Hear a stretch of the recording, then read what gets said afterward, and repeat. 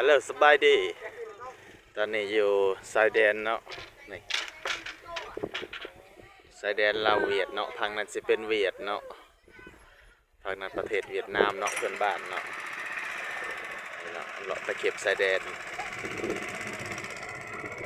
ลำน้ำเซโปนตะเวนกระตอบตาสิบหายเลยนี่เนาะสิมีเรือเนาะสำหรับอัน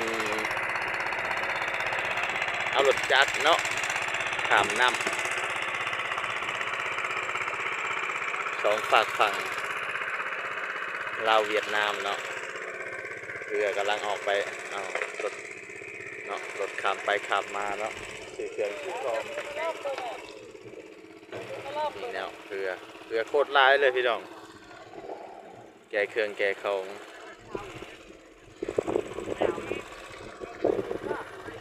นี่เนาะฝั่งหนึ่งฝั่งลาวเฮาเนาะฝั่งหนึ่งเนาะเส้นทางเนาะสองประเทศเนาะข้ามไปหากันเนาะ